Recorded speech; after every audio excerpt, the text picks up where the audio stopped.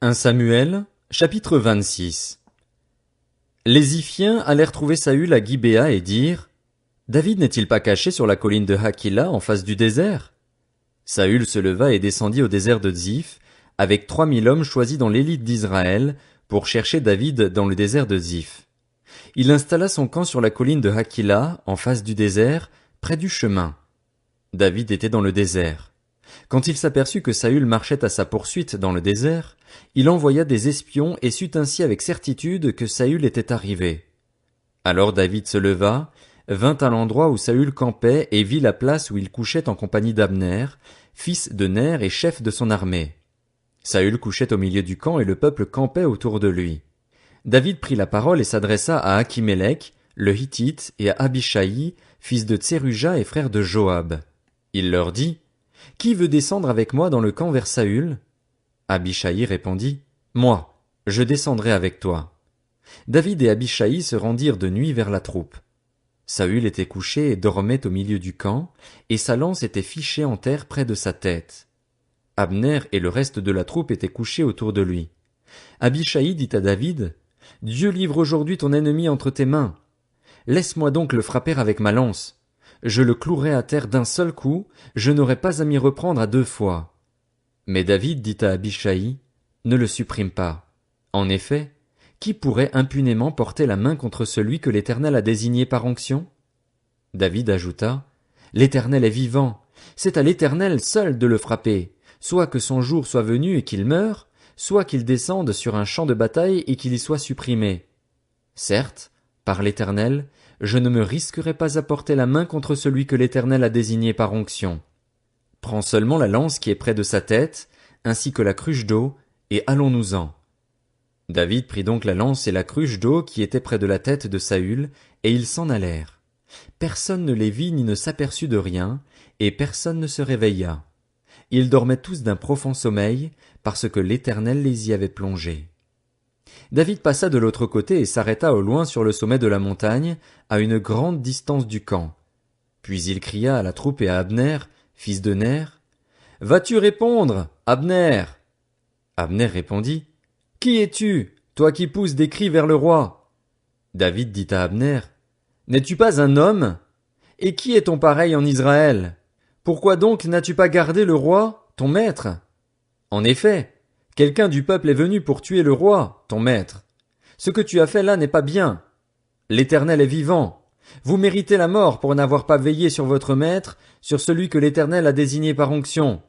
Regarde maintenant où sont la lance du roi et la cruche d'eau qui était près de sa tête.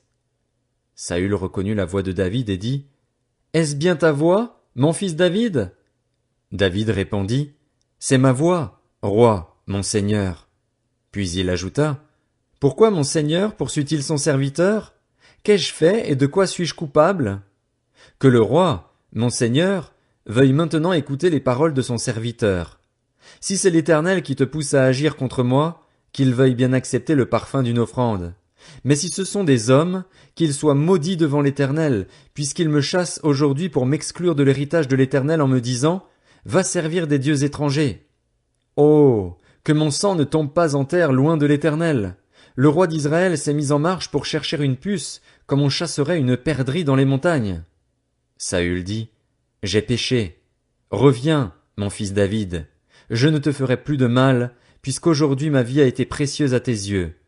Je me suis comporté de façon stupide et j'ai commis une grande faute. David répondit: Voici la lance du roi. Que l'un de tes hommes vienne la prendre. L'Éternel traitera chacun en fonction de sa justice et sa fidélité. En effet, il t'avait livré aujourd'hui entre mes mains et je n'ai pas voulu porter la main sur celui que l'Éternel a désigné par onction. Tout comme aujourd'hui ta vie a eu beaucoup de valeur à mes yeux, ma vie aura beaucoup de valeur aux yeux de l'Éternel et il me délivrera de toute détresse. Saül dit à David: Sois béni, mon fils David, tu réussiras dans tes entreprises. David poursuivit son chemin et Saül retourna chez lui. 1 Samuel, chapitre 27. David se dit: Je serai un jour supprimé par Saül. Je n'ai rien de mieux à faire que de me réfugier au pays des Philistins afin que Saül renonce à me chercher encore dans tout le territoire d'Israël. Ainsi, je lui échapperai. David se leva avec ses 600 compagnons, et ils passèrent chez Achish, fils de Maoc, roi de Gath. David et ses hommes restèrent à Gath vers Akish.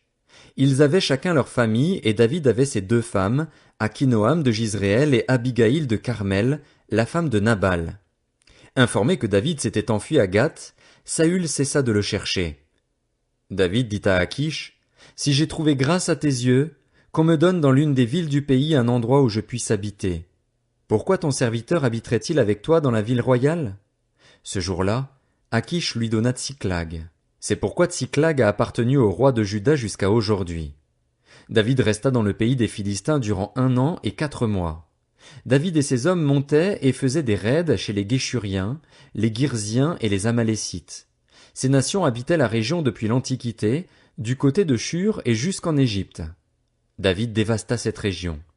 Il ne laissait en vie ni homme ni femme, et il enlevait les brebis, les bœufs, les ânes, les chameaux et les vêtements avant de retourner chez Akish.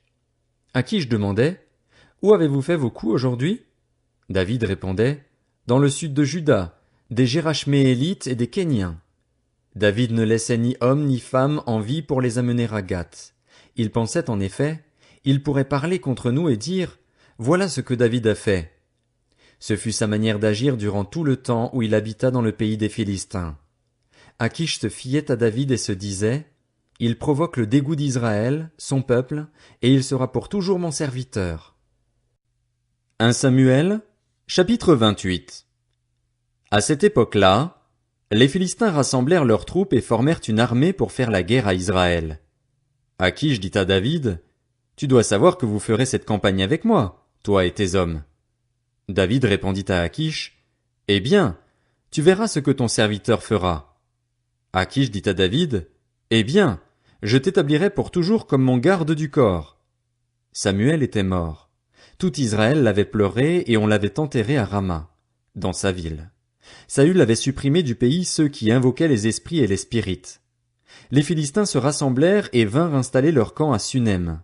Saül rassembla tout Israël et ils établirent leur camp à Gilboa.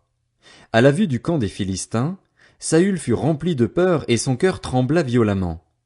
Il consulta l'Éternel, mais l'Éternel ne lui répondit pas, ni par des rêves, ni par l'Urim, ni par les prophètes.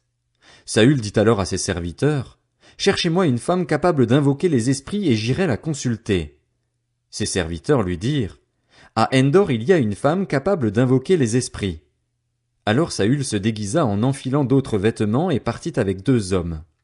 Ils arrivèrent de nuit chez la femme. Saül lui dit, « Pratique donc la divination pour moi en invoquant un mort, en faisant monter pour moi celui que je t'indiquerai. » La femme lui répondit, « Tu sais ce que Saül a fait, la manière dont il a fait disparaître du pays ceux qui sont capables d'invoquer les esprits et les spirites. Pourquoi donc tends-tu un piège à ma vie?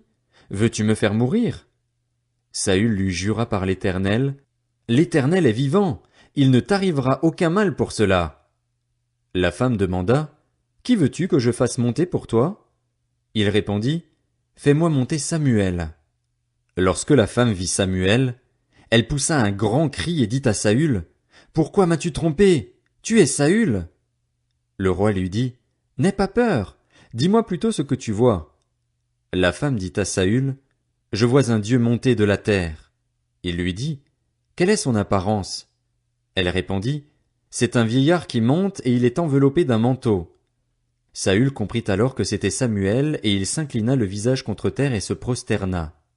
Samuel dit à Saül, « Pourquoi as-tu troublé mon repos en me faisant monter? » Saül répondit, « Je suis dans une grande détresse. Les Philistins me font la guerre et Dieu s'est détourné de moi. Il ne m'a répondu ni par les prophètes ni par des rêves. Je t'ai appelé pour que tu me fasses connaître ce que je dois faire. » Samuel dit, « Pourquoi donc me consultes-tu, puisque l'Éternel s'est détourné de toi et qu'il est devenu ton ennemi? L'Éternel te traite comme je te l'avais annoncé de sa part. Il a arraché la royauté de tes mains et l'a donnée à un autre, à David. Tu n'as pas obéi à l'Éternel. Tu n'as pas fait sentir à Amalek l'ardeur de sa colère. Voilà pourquoi l'Éternel te traite aujourd'hui de cette manière. L'Éternel livrera même Israël avec toi entre les mains des Philistins. Demain, tes fils et toi, vous serez avec moi et l'Éternel livrera le camp d'Israël entre les mains des Philistins. » Aussitôt Saül tomba à terre de tout son long. Les paroles de Samuel le remplissaient d'épouvante. De plus, il manquait de force, car il n'avait pris aucune nourriture de toute la journée et de toute la nuit. La femme s'approcha de Saül et, le voyant très effrayé, elle lui dit, Ta servante t'a écouté. J'ai risqué ma vie en obéissant aux paroles que tu m'as dites. Écoute maintenant, toi aussi, ta servante.